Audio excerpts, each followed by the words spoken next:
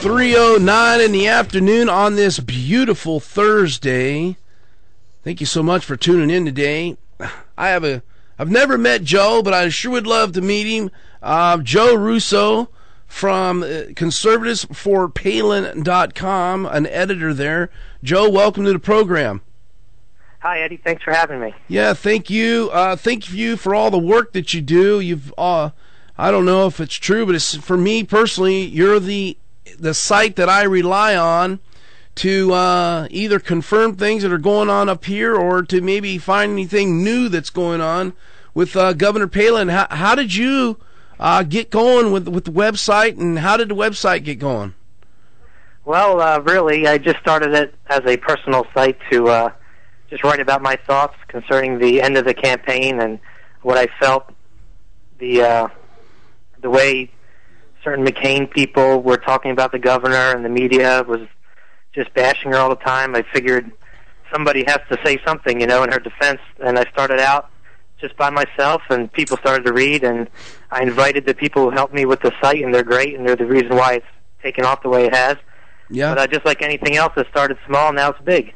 It is. So that's about it. It seems to be like I said earlier, the site that people go to. Right after the campaign, one of the first stories was whether or not, the controversy that went around, and it's still going on today. It's whether or not she knew the Bush doctrine or this or that, or whether she said different things that maybe were made her less credible. Do you think there's a hypocrisy that's going on in the media with Governor Palin? Well, yeah. I mean, the Gibson interview, the Bush doctrine question, Charles Gibson didn't know what the Bush doctrine was. Governor Palin's answer was perfectly sufficient. Even Charles Krauthammer, the guy who invented the term, he's a foreign policy, right? He's on the Fox News channel a lot. He said there was nothing wrong with her answer, but of course, whatever it is to diminish her in the eyes of the public or the voting public, then that's what they ran with. And with hypocrisy, I mean, Governor Palin did not make nearly as many gaffes as Joe Biden.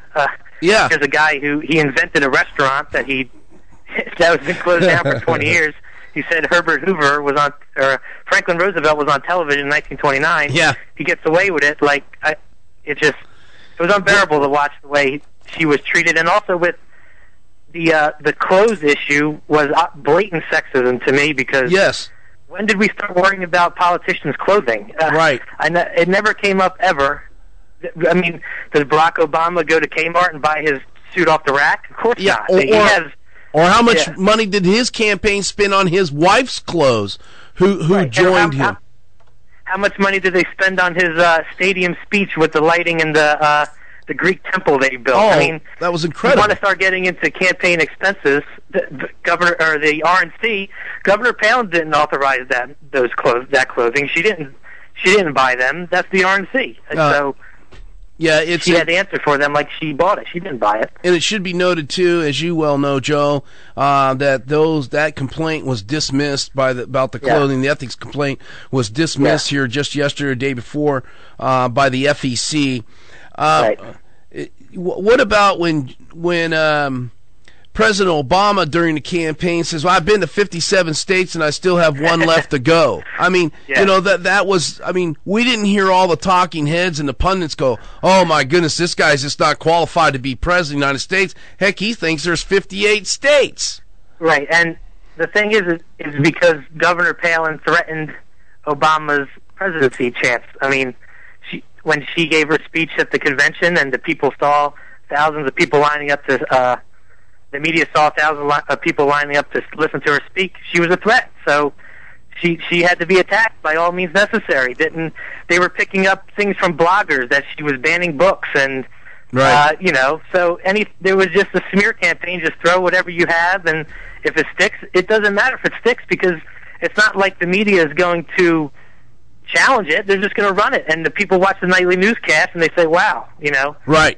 What is up with this lady?" So exactly. In fact, In fact, that's what kind of goes on up here with these ethics complaints. You've heard here on this program, thank you that you run a lot of the clips on your website from this program. But, you know, these people who just get up in front of the camera and spend 7, 8 minutes just telling how about they file this ethics complaint, which is actually against the law to go to the media and talk about it to begin with. And then so they get to spend 7, 8, 10 minutes with them. Then when the dismissal comes in, there's a 3-minute clip maybe, or a minute a clip. It's not about ethics. It's about politics. Right. It's the headline that says Palin faces X amount of ethics complaints this year. That's all they want. That's all they want. That's her reputation, is cleaning up government. So what is the one thing that looks the worst on her? Ethics. Right. So if she's making ethics violations, that's what they want. They don't care if the ethics violation is petty.